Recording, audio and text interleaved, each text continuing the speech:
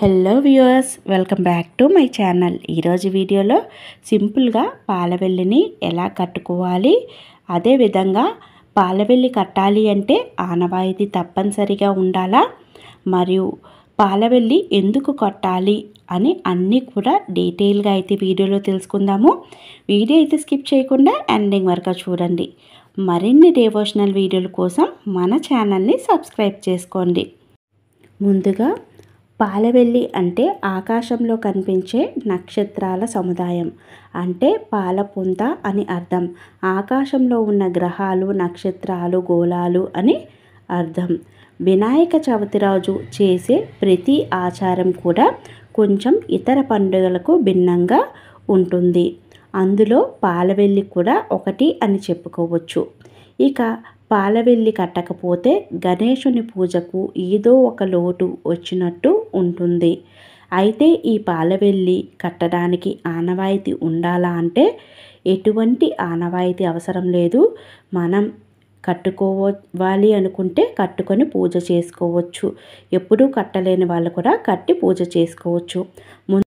ముందుగా నేను పాలవెల్లిని ఇంట్లో ఒకవేళ అవైలబిలిటీ లేని వాళ్ళు ఎలా చేసుకోవచ్చో చూపిస్తున్నాను. ముందుగా నేను ఇత్తడి చెంబుల్లో బియ్యాన్ని తీసుకున్నాను.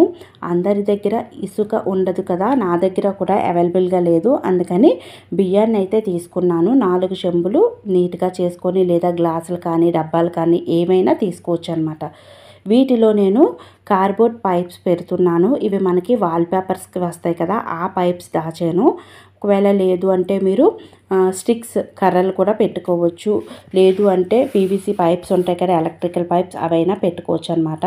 వీటిలో ఏవైనా పెట్టుకొని ఇలా మనకి ఎంత తయారు చేయాలి అనుకుంటున్నామో అంత కి పెట్టుకోవాలన్నమాట. చూస్తున్నారు కదా, ఈ విధంగా డిస్టెన్స్లో 4 పెట్టుకొని మనం వీటికి కూడా పసుపు కుంకుమ బొట్లు పెట్టుకుంటే అందంగా ఉంటుంది. భగవంతునికి సంబంధించిన అన్నిటికీ కూడా మనం పసుపు కుంకుమ పెట్టినట్టయితే చాలా మంచిది. అనంతరం ఈ పాలవెల్లి అయితే నేనే చిన్న చిన్న స్టిక్స్తో తయారు చేసుకున్నాను అనమాట. ఇప్పుడు పాలవెల్లి ఇంకా రాదు కదా, ప్రతి సంవత్సరం కొత్తది కొని నేను మళ్ళీ నిమజ్జనంలో వేసేస్తూ ఉంటాను. అందుకని మీకు చూపించడం కోసం ఇదైతే తయారు చేశాను. నిండుగా పసుపుని అద్దాలి. పసుపు మనం వాటర్లో కలిపి ఒక క్లాత్తో అయినా మనం నీట్గా రాసుకోవచ్చు. ఒకవేళ పేర్లు గుచ్చుకుపోతాయి అనుకుంటే, లేదు అంటే ఇలా హ్యాండ్తో అయినా సరే రాసుకోవచ్చు. ఈ స్టిక్స్ అయితే చాలా సాఫ్ట్గా ఉన్నాయి, అందుకని నేను ఇలా రాస్తున్నాను. ఇలా అంతా కూడా రాసుకోవాలి, పైన కింద అంతా కూడా నీట్గా, అసలు ఎక్కడ కూడా గ్యాప్ లేకుండా నీట్గా పసుపుని రాసుకోవాలి. ముందుగా పాలవెల్లిని కడిగి అప్పుడు పసుపు రాస్తే మనకి మంచిగా స్ప్రెడ్ అవుతుంది. తర్వాత పాలవెల్లి అంతా కూడా బొట్లు పెట్టుకోవాలి. కుంకుమ బొట్లు మనం మంచిగా పెట్టుకోవాలి. 4 వైపులా పెట్టుకోవాలి. అంతా పెట్టుకుంటే అంత మంచిది. లేదు అంటే 4 వైపులా కూడా పెట్టుకుంటారు కొందరు. అనంతరం మనం 9 పోగుల దారాన్ని తీసుకోవాలి. తీసుకొని పాలవెల్లికి పండ్లను కట్టుకోవాలి. ఈ 9 పోగుల దారానికి పసుపు రాయాలి. ఇలా ఒక్కొక్క పండుకి కట్టాలి. మంచిగా నిండుగా పసుపును రాసుకోవాలి. నేనైతే సన్నంగా ఉండే దారాన్ని తీసుకున్నాను. ఈ ప్లేస్లో మీరు లావుగా ఉండే దారాన్ని కూడా తీసుకోవచ్చు. పసుపు రాసి మనం ఒక్కొక్క పండుకి కట్టుకోవాలి. ఇంట్లో మనకి తప్పకుండా ఉండవలసినవి మొక్కజొన్నలు, వెలగపండు, మారేడుకాయ. కానీ ఇప్పుడు నాకైతే అవైలబుల్గా లేవన్నమాట. అందుకని నేను వెలగపండు, మొక్కజొన్నలు కట్టలేదు.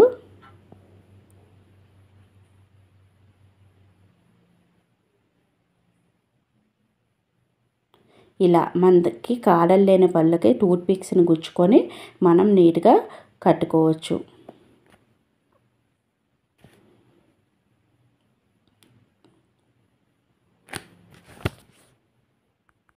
ఒకవేళ టూత్ పిక్స్ లేకపోతే కొత్త చీపురు పుల్లలు ఉంటే అవి కూడా మనం ఈ పండ్లకు మధ్యలోని గుచ్చుకొని మనం పాలవెల్లికి కట్టుకోవచ్చు అన్నమాట. ఇలా కూడా కట్టుకోవచ్చు ఒకవేళ బొడ్డు లేకపోతే.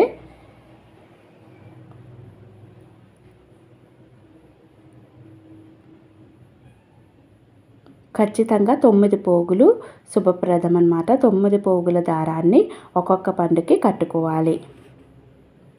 ఇంతకీ ఈ పాలవెల్లి ఎందుకు కడతారు అంటే దానికి ఒకటి కాదు చాలానే కారణాలు ఉన్నాయి.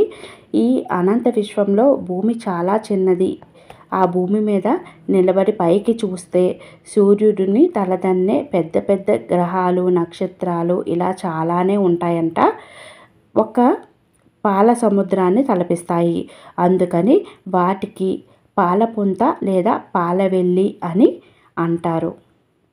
చూస్తున్నారు కదా, ఇలా పండ్లను ముందునున్నవి కొంచెం తక్కువ దారం కొంచెం పైకి, బ్యాక్ సైడ్ ఉన్నవి కొంచెం కిందకి కడితే మనకి విగ్రహం మంచిగా కనిపిస్తుంది. ఇలా పళ్ళన్నీ కూడా మనం పాలవెల్లికి కట్టుకోవాలి.